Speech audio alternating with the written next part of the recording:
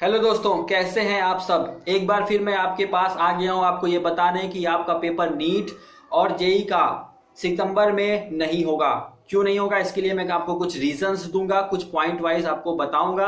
उसके बाद आप लोग खुद कह लेंगे कि हाँ भाई पेपर नहीं होगा। पिछले जो वीडियो मैंने आपको बनाए हैं नीट और जेई के ऊपर, उसमें भी मैं यही समझाता आ रहा हूँ कि पेपर होने के चांसेस बहुत ही कम हैं। 99% केस है कि पेपर नहीं होगा, 1% है कि जबरदस्ती पेपर हो सकता है। ठीक है, मैं जो बोल रहा हूँ उस पर थोड़ा गौर करिएगा। जबरदस्ती पेपर हो सकता है।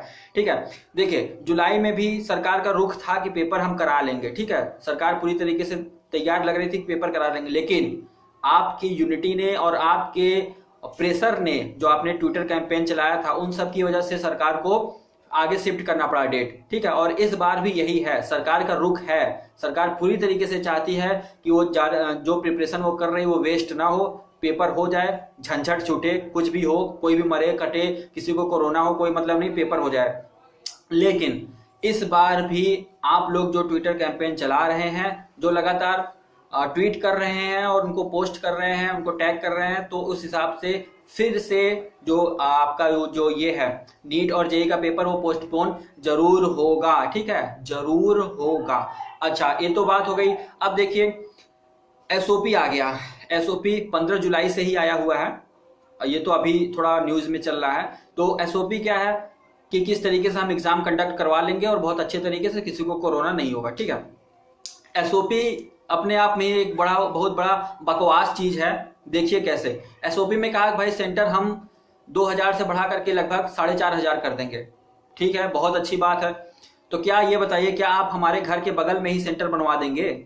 बताइए। जो हमारे शहर के बड़े बड़े स्कूल हैं उसको तो आपने कन्वर्ट कर दिया है किसमें, क्वारंटीन सेंटर में।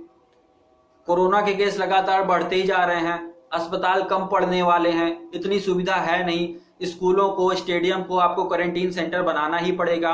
अस्पतालों की कमी की वजह से जो ये हैं इनमें नए अस्पताल बनाने पड़ेंगे। क्या करेंगे आप, कहाँ से लेके आएंगे इतना सेंटर? चलिए, सेंटर की बात तो हो गई खत्म, लेकिन ये बताइए बगल में तो घर के सेंटर देंगे नहीं, थोड़ा तो हमें चलना ही पड़ेगा। 1 किलोमीटर, 2 किलोमीटर, 4 किलोमीटर मिनिमम तो चलना ही पड़ेगा। क्या उस दौरान हम पैदल चल के जाएंगे, बाइक से जाएंगे, अपने स्कूटी से जाएंगे? जो लड़कियां हैं वो अपने किसी पेरेंट्स के साथ जाएंगे या किसी रिलेटिव के साथ जाएंगे, अकेले मतलब नहीं जाएंगे। मतलब कुल मिलाकर के एक सेंटर पे अगर 100 लोग भी होते हैं ना, एक सेंटर पे 100 लोग भी होते हैं तो उसमें कम से कम नहीं तो 200 से 300 लोग पहुंचेंगे। तो क्या उस पर सोशल डिस्टेंसिंग होगी? बिल्कुल नहीं होगी। और एक तो ये बात होगी, दूसरी बात ये कि भाई उन्होंने कहा कि मास्क जो है वो हम पेपर के अंदर घुसेड़ के देंगे। ठीक है, अब ये खुद ही अपने आप में हंसने वाली बात है कि जो स्टूडेंट बाहर से मास्क लगा के आ रहा है उसका मास्क क्या होगा, उसको आप उतरवा देंगे? उतरवा देंगे? बताइए, एग्जाम हॉल में घुसते समय क्या उसको उतरवा देंगे? और जब उसको उतरवा देंगे तो जब स्टूडेंट एंट्री करेगा तो क्या वो एंट्री करते ही मान पेपर पा जाएगा, वो फाड़ के उसका मास्क लगा लेगा? बताइए आप ही, मतलब सोचने वाली बात है कि कैसे क्या होगा। कुछ बताया इसके बारे में? भाई एंट्री आपने 11:30 बजे से रखी है, 1:30 बजे तक। ठीक है, पेपर आपका स्टार्ट होगा 2 बजे तक, 11:30 बजे से बच्चे उसमें घुसने लगेंगे आपके एग्जामिनेशन हॉल में। तो क्या घुसते ही पेपर उनको मिल जाएगा और पेपर फाड़ करके वो अपना मास्क लगा लेंगे? ऐसा नहीं होगा ना। तो फिर इस तरीके की बकवास बात उसमें लिखने की क्या जरूरत है?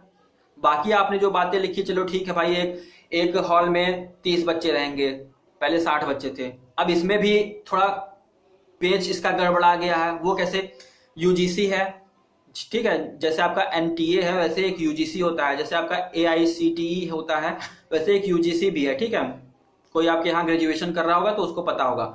तो यूजीसी है, उसने अपनी गाइडलाइंस में कहा है कि भाई हम एक कमरे में सिर्फ 10 बच्चों को रखेंगे। अब यूजीसी कह रहा है कि एक कमरे में 10 बच्चों को रखेंगे, लेकिन ये भाई साहब कह रहे हैं, एनटीए जो एम्स वाले जो एसओपी लेके आए हैं, कि हम तो एक कमरे में 30 बच्चों को रख देंगे। कैसे रखिएगा भाई? वो यूजीसी भी एक सरकारी संस्था है और ये आपके जो ये सब दे रहे हैं ये अपने कुछ अलग ही बखान कर रहे हैं। तो क्या यूजीसी वालों को गलत कर दें? वो लोग गलत कह रहे हैं, वो लोग पागल हैं। कैसे करा लेंगे फिर आप बताइए? तो अपने ही जो आप नियम बना रहे हैं वो आपको खुद ही नहीं पता कि आप किस तरीके का नियम बना रहे हैं। ठीक है, कैसे कराएंगे? 12 लाख लोग हैं, 15 लाख लोग हैं, कहाँ से, मतलब क्या कुछ पता है? कुछ थोड़ा ब्लूप्रिंट निकालिए, थोड़ा कैसे करेंगे।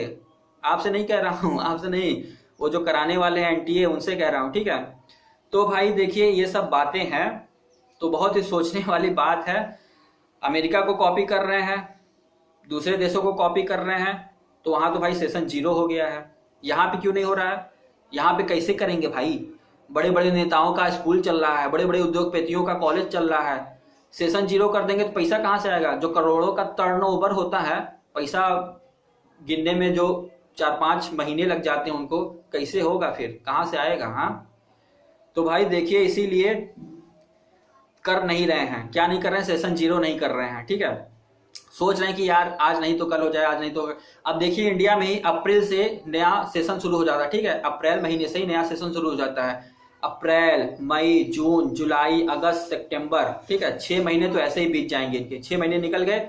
अब ये सोच रहे हैं कि अक्टूबर से नया सेशन शुरू करें। क्यों शुरू कर रहे हो? इस साल को ड्रॉप ही कर दो ना। मतलब लोगों की लर्निंग चलती रहे, ऑनलाइन क्लास चलती रहे, सब कुछ काम होता रहे, लेकिन सेशन 0 कर दो। आप एग्जाम मत लो उनका, इस तरीके की फैसिलिटी उनको दे दो। नया जब सब कुछ ठीक हो जाएगा, वैक्सीन वगैरह आ जाएगी, सब हालात एकदम कंट्रोल में हो जाएगा, तो आप कर लीजिएगा फिर से। लेकिन नहीं करेंगे भाई। क्यों करें? जो उनको पैसा मिलने वाला है, और जो पैसा फिर चुनाव में आएगा, कहाँ से आएगा फिर? नहीं आ पाएगा ना, बहुत बड़ा नुकसान हो जाएगा।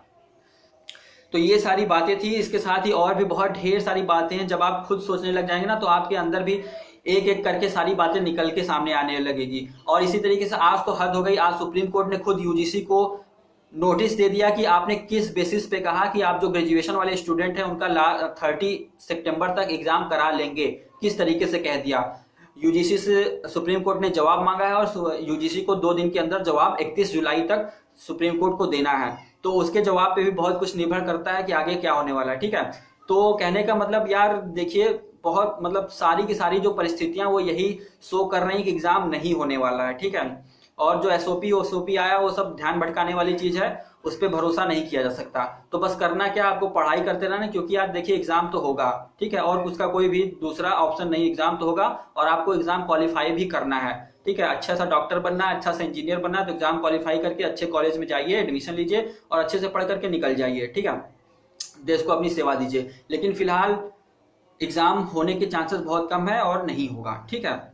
और भी कोई अपडेट होगी, और भी कोई लॉजिक होगा तो मैं आपको नेक्स्ट वीडियो में जरूर बताऊंगा। लेकिन अभी फिलहाल इतना ही है, ठीक है।